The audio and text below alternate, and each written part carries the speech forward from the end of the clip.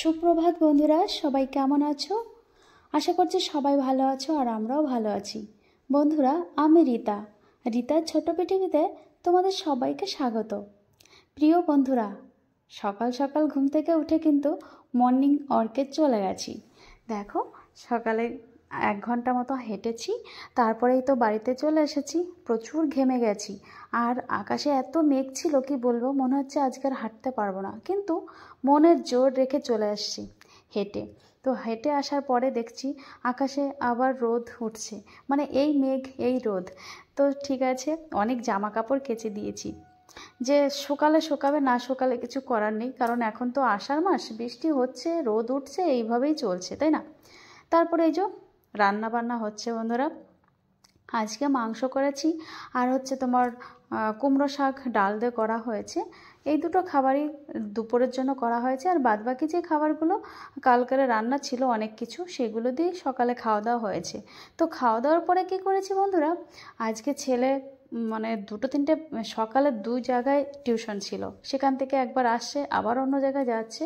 তো সেখান থেকে আসার পরে আবার স্কুলে যাবে। তো আজকে প্রজেক্ট দেখানোর দিন, খুবই তাড়াহুড়ো ছিল, তাই আমি কি করেছি, রান্নাবান্না সেরে সবাইকে খাইয়ে দিয়ে আমি আর রান্নার কাজে না যেয়ে, রান্নার ঘরে না যেয়ে আগে ছেলেকে আমি গুছিয়ে স্কুলে পাঠিয়ে নিয়েছি।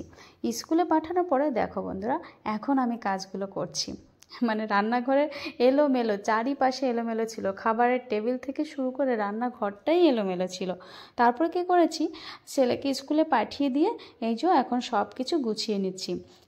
থালা বাসনগুলো কলপারে রেখে পুরো রান্নাঘরটা পরিষ্কার করলাম, আর এখন এই থালা বাসনগুলো ধুচ্ছি। আজকে যেহেতু একটু মেঘলা মেঘলা আছে, এখানে রোদ নেই, তাই ভাবলাম থালা বাসনটাও ধুয়ে নিই, তো সেটাই করছি। আর এরপর পরপর যে কাজগুলো আছে সেগুলো তো করতে হবে। দেখো বন্ধুরা, আমরা সকাল থেকে রাত প্রতিনিয়ত প্রতিদিন একভাবে কিন্তু আমরা কাজ করে যাই, যারা আমাদের সংসারের প্রতি খুবই মায়া, তাই না? প্রতিটা জিনিসের প্রতি এতটা আমাদের মায়া যত্ন করি আমরা, যে আমরা বসে শুয়ে থাকতে পারি না, কাজ একটা না একটা আমাদের করতেই হয়। মনে হয় যে এই কাজটা যদি ঠিক করে করি তো ভালো থাকবে, এটাকে যত্ন করলে এটাও ভালো থাকবে, তার জন্য আমরা শুয়ে বসে থাকতে পারি না। তারপরেও না, আমাদের নিজেদের একটু শারীরিক দিকটা দেখতে হবে, কেননা শরীর এখন ভালো তো 2 দিন পরে খারাপ হতেই পারে। মানুষ মাত্রই তো ভুল আমরা করেই থাকি, তাই না? তেমনি শরীর আছে যখন, শরীর খারাপও হবে, ভালো আছে তো খারাপ হবেই। তাই জন্য সবসময় সতর্ক থাকতে হবে নিজের শরীরটা যাতে ভালো থাকে। আমরা যদি ভালো না থাকি, শরীরটা ঠিক না থাকে, তাহলে এই কাজকর্ম কী করে করব বলো? তাই জন্য শরীরটা ফিট রাখার জন্য, এমনিতেই অনেক রকমের প্রবলেম শরীরে এখন ঢুকে যায়, অনেক রকমের রোগ অসুখ, তাই না? তাই জন্য শরীরটা যাতে ফিট থাকে তার জন্য আমাদের চেষ্টা করতে হয়। ওই জন্যই কিন্তু সকালে ঘুম থেকে উঠে আমার 1 ঘন্টা হাঁটা বন্ধুরা।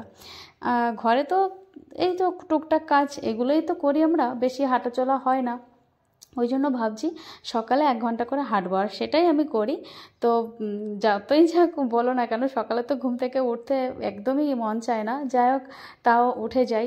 কিন্তু দুপুরের দিকে একটু না ঘুমোতে পারলে একদমই পারি না। দেখো বন্ধুরা, ঘর মুছছে, তার মধ্যে আমার ননদের ছেলেও এসে গেছে।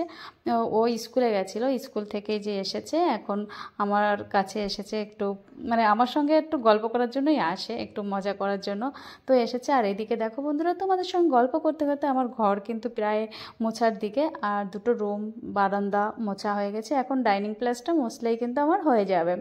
তো বন্ধুরা, সেটাই তোমাদেরকে বলছিলাম, আমরা মেয়েরা যারা আমাদের সংসারের প্রতি খুবই মায়া, আমরা প্রতিনিয়ত মানে ঘুম থেকে উঠেই কাজকর্ম করতে থাকি, তারপরেও কিন্তু নিজেদের খেয়াল রাখতে হবে। সবসময় সবাইকেই বলবো নিজের খেয়াল রাখবে, সেই সঙ্গে কাজকর্ম তো করবেই। আর নিজে যদি ভালো না থাকা হয় তাহলে কিন্তু কোনো কিছুই ঠিকঠাক থাকবে না। দেখো বন্ধুরা, আমার ঘরটা তো মোছা হয়ে গেছে, এবার আবার চান করব। সকালে তো একবার চান করা হয়ে গেছে, যেহেতু গরম তো প্রচুর ঘাম হয়, ওই জন্য 1বার থেকে 2বার। আর সকালে হাঁটার পরে না প্রচুর ঘেমে যাই, তাই বাড়ি এসে কিছু কাজকর্ম করে আবার চান করে ফেলি। তো এখন চান টান করে জামা কাপড় নাড়তে গেছি, দেখলাম আকাশে প্রচুর মেঘ, কিন্তু তাও নেড়ে দিয়েছি, কারণ দেখা যাক যখন বৃষ্টি হবে তখন তো আবার উঠাবো। তারপরে যে খাওয়া দাওয়া সেরে একটু শুয়ে পড়েছি।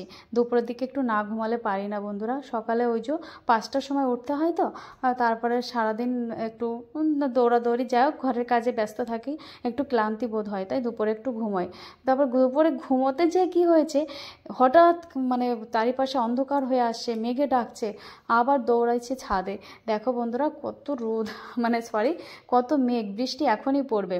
তো বৃষ্টি হয়ে যাওয়ার পরে বাড়িতে এসির লোক এসেছিল সার্ভিস করতে, মানে সার্ভিসিং করতে। এই ফার্স্ট সার্ভিসিংটা সেটাই করতে এসেছে, 3 মাস পরে যে এসেছে। আর ওটা করে যাওয়ার পরে তারপরে আবার ছেলে বাড়িতে এসেছে, ওকে খাইয়ে দিয়ে আবার টিউশনিতে পাঠিয়েছে। আর রাত্রে দেখো বন্ধুরা, আজকে আমাদের রুটি, দুধ, এই সব ভাতও ছিল। তো খাওয়া দাওয়া করব। এদিকে আজকে না আমার প্রচুর ঘুম পাচ্ছে, দুপুরে আজকে ভালো ঘুমোতেই পারিনি। মানে 1 ঘন্টা মতো ঘুমানো হয়, কিন্তু আজকে ঘুমোতে পারিনি, শুধু শুয়েই ছিলাম। যাই হোক, আজকে রুটি বানাচ্ছি, খাবার বানাচ্ছি, আর ঘুম পাচ্ছে। তাড়াতাড়ি খাবারটা বানিয়ে আবার ঘুমোতে যেতে হবে, কিন্তু ছেলের আবার পড়া আছে, ওকে পড়াতে বসবো। আজকে একটা অন্য রকমের রুটি বানিয়েছি, মানে চিনি দিয়ে এই রুটিটা ভাজি, যে আজকে এইভাবে খাবো কেমন লাগে, তাই জন্য এই রুটিটা এরকম করছি। তো বন্ধুরা, আজকের ভিডিওটি তোমাদের কেমন লাগছে অবশ্যই কিন্তু কমেন্ট করে জানিও। আর পাশে থেকো বন্ধুরা, তোমাদের ভালোবাসা পাওয়ার জন্য আমি আজ ইউটিউবে এসেছি। অনেক দুঃখ কষ্টের মাঝে অনেক কিছুই তোমাদের সঙ্গে পরে শেয়ার করব। এখন তো প্রথম প্রথম, তাই অতটাই বলছি না। যাই হোক, অনেক আঘাত পাওয়ার পরে আমি এখানে এসেছি শুধু তোমাদের ভালোবাসা পাওয়ার জন্য। তোমরা একটু পাশে থেকো বন্ধুরা। দেখো, রুটি করা হয়ে গেছে, এখন আমি আর ছেলে খাচ্ছি, আর শ্বশুর শাশুড়ি খাওয়া হয়ে গেছে। আর খাওয়া দাওয়ার পরে এই যখন ঘুমোতে হবে। তো বন্ধুরা, আজকের মতো এখানে শেষ করছি, দেখা হচ্ছে পরবর্তী ব্লগে। সবাই ভালো থাকো।